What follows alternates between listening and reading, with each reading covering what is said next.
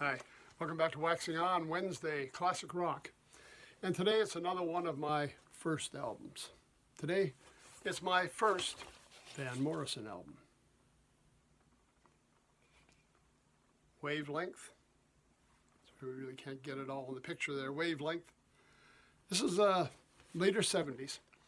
If you watch the show for any length of time, you know a lot of my exposure to music came from a couple of sources on television.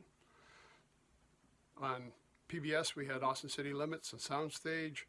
On regular TV, I had Midnight Special, Don Kirshner's Rock Concert, Saturday Night Live.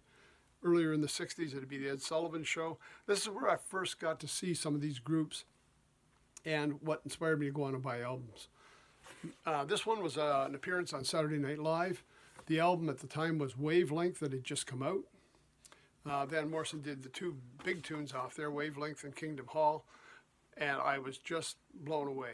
Kingdom Hall just really was one of my favorites. And I went out and bought the album. Now, I was familiar with Van Morrison before this. I mean, obviously Brown Eyed Girl, Domino, things like this. I've heard it on the radio. But this was the first time I actually listened to a whole album. And I've mentioned this before when we've talked about Van Morrison later on, that the whole album is an experience. It's not just about hits.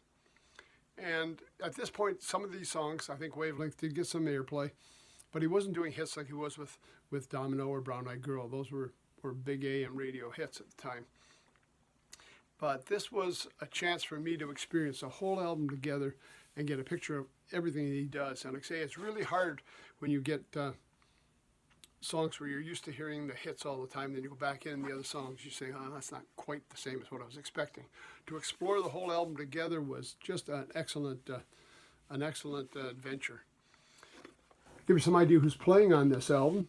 We've got Van Morrison, obviously, saxes, electric piano, acoustic guitar, acoustic rhythm guitar. I've seen sax on a lot of Van Morrison's performances and concerts that you don't think of him as a sax man, but he did a lot of playing, a lot more than I realized. We got Peter Bardens doing synthesizer, keyboards, and Roland horns. We don't really have a horn section on this band. Bobby Tench doing electric guitar, Mickey Feed on bass, Kuma on bass, Peter Van Hook on drums, Herbie Armstrong on guitars again, Mitch Dalton on Spanish guitar, and here's a surprise that I didn't realize at the time, and I really appreciate what I'm seeing there now. We got Garth Hudson from the band, one of Ontario's own in there. Garth Hudson playing accordion and Yamaha synthesizer solo on Kingdom Hall and organ on Take It Where You Find It. So great to have a little guest star like that pop up. That was a real surprise and a nice treat to see. The songs, some of them may be familiar to you. Now, you'll find a lot of times with Van stuff, they're not, because, they don't get a lot of airplay. So, again, it's a chance, if you want to listen to it, to explore the whole thing as one package, as one offering. Number one tune, opening song in the game, one of my real favorites, Kingdom Hall. It was a real rocker. Checking It Out, Natalia, Venice, USA, and Lifetimes. That was side one. Side two was the other big song, Wavelength, Santa Fe, Beautiful Obsession, Hungry for Your Love, and Take It Where You Find It. Now, the other beauty of Van's albums, he didn't sign himself on as an artist, he signed himself on as producer. So what you get is what he wants you to have. He's not the subject to other producers, whatever they think might be good, what might be interesting, what might appeal to the public. No, he's giving you what he wants you to hear. And it's great to hear him be able to do that and have the music presented the way he wanted. And again, from this time seeing him, I'll tell you, I own a lot of Van Morrison albums. And I basically, when I had the CD players in my car or I had it at work, I never left the house without a Van Morrison CD in my pocket. I always had one with me to play because I just couldn't get enough of what he was doing. It was also brand new. And even now, he's still putting out albums. He is still writing new material. He just never stops. He hasn't really had a stage where you say, oh, well, he's peaked and it's gone. No, everything is still great, great music. And again, when you hear Van Morrison, you're hearing a legend out there.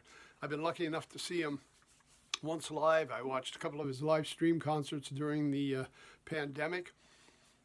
Just excellent.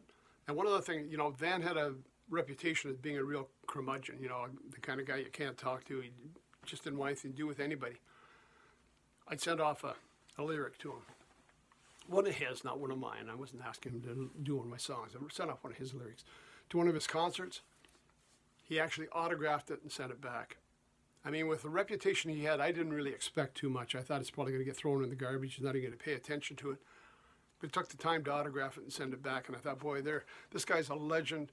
Like with my Joe Cocker one, these guys are legendary, and yet they'd take the time to sign an autograph for a fan and send it back. And I mean, I got to give him credit for that.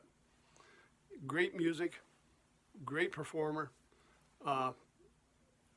Just so much music out there to explore, and you know, a few different types. He's got a country album, he had a jazzy album, he does his regular, you know, I don't even want to call it rock and roll, really. It's not that kind of thing. It's a whole different music that he's put his own brand on, and always well worth checking out.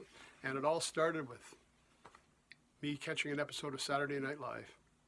I got to thank that show for all the great performers they've introduced me to over the years, because late night, between that and Midnight Special and Don Kirshner, the late night provided a pile of opportunities for these artists and really got their message out to the fans, and that's where I picked up a lot of their material. So it was Van Morrison, Wavelength, my first Van Morrison album. That's it till Friday. Thanks for stopping by. Take care. Stay safe. We'll see you on Friday.